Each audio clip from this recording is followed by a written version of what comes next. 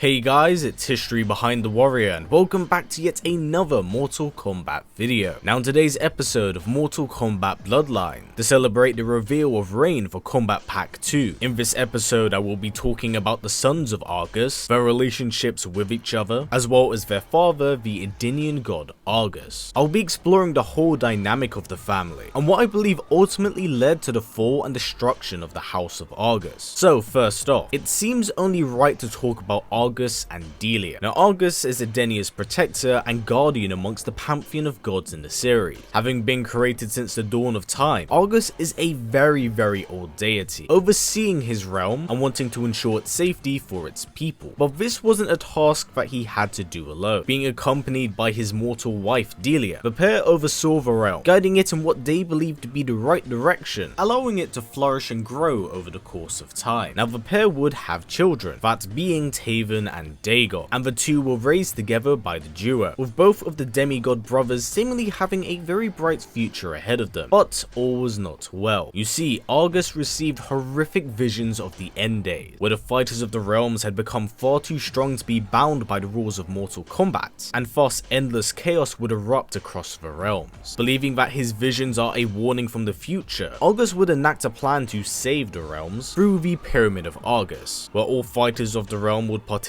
in this cataclysmic battle on the brink of Armageddon. You see, unlike a traditional Mortal Kombat tournament, the Pyramid of Argus would be a free-for-all battle, with the victor of this cataclysmic onslaught being whoever vanquished the empowered fire elemental Blaze. Now whilst this may be the end of the battle, Argus wanted to put some pawns on the table to somewhat guarantee that the right person would win. So he would thrust his own sons into the battle, and the duo would be known as the Children of Destiny, even if this quest was in fact against their will. Now after setting his plans in motion, Argus would retreat from Edenia, preparing for Armageddon with Delia, so ownership of the realm would fall into the hands of Sindel and Jarrett. Now despite wanting the best for his wife Delia, Argus would go behind her back and betray her trust, traveling to the realm of mortal and giving in to his lust, seducing and sleeping with an Edenian woman that would later give birth to the demigod Rain. Now ashamed of himself for his actions, especially after being scolded by his fellow gods, Argus saw Rain as a bastard mistake of his own lust, and thus because of this never at any point in time did he ever bother to reach out to Rain. Even after his mother passed, he let the boy rot in the streets and fend for himself as Edenia fell into ruin, as Edenia had lost the outworld in Mortal Kombat. Now despite Argus's adultery, Delia would stay with him, and the pair remained close after Edenia's fall. Centuries later, their son Daegon would appear at their doorstep, but earlier than when he was expected, and disgusted with his parents' action, the demigod murdered his parents in cold blood. So Argus felt at the hands of his own son, which you can probably tell at this point was something he most certainly had coming his way. But we will go into more detail with Daegon in a bit. But first, let's talk about the first son of Argus to appear in the series, Rain. Now as briefly mentioned, Rain is an abandoned child of Argus. He was not even blessed or acknowledged by his father. Rain had it pretty rough growing up. Not long after his birth, his mother would die, and Rain would be adopted by an Edenian general, being raised as a soldier his entire life. And although he respected them for raising him, Rain absolutely despised how he was undermined. Learning of his incredible power, he felt like he deserved more respect from them, and when they did not yield or bow in his grace, he would turn his back on the freedom fighters, selling them out to the Emperor Shao Kahn for a guaranteed general position at his side. Now under Shao's service, being surrounded by fellow Edenians like Kitana and Jade, it wasn't long till Rain learned of his heritage and ties to Argus. Upon learning of his status as a demigod, he was enraged of how he was neglected his godhood and right to the pantheon. So upon learning the truth, Rain would set off to hunt down his father as well as his bloodline. But on his journey, he was shocked to learn that Argus had been killed by his own kin. Although he could not exact revenge on Argus, he would do what he deemed was the next best thing, set out to destroy his half-brothers. So during the 3D era of game, started to target his older brothers, wanting to prove his worth. But he would be stopped in his tracks by Taven. Realizing that he required more power, he looked further into his family's bloodline and learnt of the fabled Battle of Armageddon. Realizing the power that Blaze possessed, Rain believed that by defeating him, not only would he obtain godhood, but he would force the grand deities to eat their words, as they could no longer deny his worth to the bloodline. So with with Rain being covered, as it's roughly the same in both timelines, let's touch on the other child of Argus, Daegon. Daegon and Taven were destined for great things, but because of their father Argus, were thrown off their own personal journey. With the Battle of Armageddon taking priority, both brothers were cocooned for the Day of Reckoning. But in Daegon's case, things happened a little too soon. Daegon was awakened from his deep slumber long before it was due, and because of this, Daegon was corrupted. You see, the cocoon he resided in wasn't exactly safe, and because of his early awakening, Daegon's personality and mindset was completely altered. His new personality was far more bitter, vicious, and aggressive. So when he woke from his slumber and realized what his father had basically done to him, Daegon was on the warpath, darting to his parents' location and murdering the pair. Now, with all of the time in the world and fate on his side, Daegon began to prepare his plans to take the power of Blaze for himself, and to somewhat guarantee his success, he would form what would be known as the Red Dragon Crime Syndicate, and use them, as well as the wealth at his fingertips, to hunt down his own brother. Whilst Daegon had loved Taven, his early awakening had really warped his perception of reality, so he would actively try to hunt him down and prep the Red Dragons for his victory at Armageddon. Now, during his active time, he would only come into contact with Taven after he was awakened, so Daegon himself never ever had an interaction with Rain, at least with what's stated down in the canon. So now that we've mentioned Taven, let's actually talk about Taven a bit more. Unlike his brother Daegon, Taven woke up at his appointed time, so because of this, he woke up with his senses intact, and whilst not entirely happy with his father's plan, he did proceed on the quest, traveling across the realms to obtain ancient Edenian artifacts that would assist him in obtaining the power of Blaze. But it's here where he found his brothers, meeting Rain for the first time and later Daegon. Taven's perception of his quest started to change and alter. At the very start, he was a tenacious man filled with ambition for the goal he could achieve in his grasp, but as time passed by, Taven started to see the cracks in the world. Now, unlike his sibling, Taven is somewhat successful in going through with his father's plan, defeating both of his brothers. But at what cost? Taven had lost his entire family. He had to kill his own brother to do this. This was not a quest he ever wanted. This was a hell he was thrust into. And I suppose the most tragic part of this tale is that even by the end of the game, he doesn't achieve his goal. Instead, it is Shao Kahn that defeats Blaze and uses his immense power to bring on Armageddon. So what is the sad truth of this tale? What brought down the house of Argus? Well, it's none other than Argus himself. Argus is a terrible individual. Not only was he unfaithful to his wife, but he thrust his sons into a quest against their will, putting them in temporary comas and mentally breaking one of them. To cap this off, not only did he ditch his sons, but he also abandoned the realm of Delia in its time of need, as this was done out of fear of his own well-being. He left the realm to rot with no guidance, and he never once raised his hand to save anyone, not even one of his sons. Each of the sons do in fact represent a sin of man because of Argus's neglect. Rain is born into envy because of neglect he sustained from the hands of the gods. From the day he was born, he was denied his godhood by not only his father, but the rest of the gods. Even whilst he was fighting for his life on the streets as an orphan, Argus refused to raise a finger. Maybe if the Edenian god cared or gave him some guidance, Rain could have grown up as a strong, level-headed demigod, one guided by knowledge and selflessness. But instead, due to how Argus left him alone, Rain's fate is shown as a demigod of not water and lightning, but one of envy, one that seeks out power just to be acknowledged by his bloodline. Daegon without a doubt represents wrath. The betrayal of one's father is a cut that goes very deep, especially when you've been ripped from your life and placed in a twisted game of fate against your will. It's nothing short of cruel and deceiving. To cap this off, Argus broke Daegon. He is responsible for mentally snapping him like a wishbone, so the justice that Daegon seeked out in a way seems somewhat justified, as he is a monster of Argus's making. Now, the final son, Taven, represents pride, the pride that one feels of one's family. Wearing their brand and family crest on his chest, Taven shows his pride deriving from an honored and sanctimonious bloodline. He is someone that would blindly follow the wills of his father, because it is in a way for the greater good. He is the perfect boy scout till the end of the story, and it's here where the harsh realization sets in that all his victories really meant nothing, and that the conquest he pursued on was nothing more than a twisted game his father had organized. The sins of the father caught up to all of them. Good, bad, it was all the same, and it seemed like in the end, all of the children of Argus suffered for his choices and decisions. A reboot may bring on a different outcome. But for now, that has been it for this installment of Mortal Kombat Bloodlines, the Sons of Argus. But yeah guys, that's it for now. I do hope you've enjoyed this episode, as it did take me a while to put this together. I was pretty lucky in that instance, because I always planned to in fact make this episode, and with the reveal of Rain, it's very fortunate that this episode can tie into his reveal. So from what you can imagine, I'm extremely happy and excited about his reveal, and I honestly cannot wait to see what the future holds for this DLC character. I'm intrigued to see how many references we're gonna have to Argus and his brothers, and what will his general attitude be for Mortal Kombat 11. But until then, that's been it for me. So before this video wraps up, if possible guys, let's try getting it to about 500 likes, and also please do not forget to tick that bell, as it will keep you up to date with all my content coming out, and I will be making videos covering the other characters of the Kombat Pack, so please do keep an eye out. Now as always, please comment, like, subscribe and share this video with everyone you know. Please take care, and I'll see you all next time.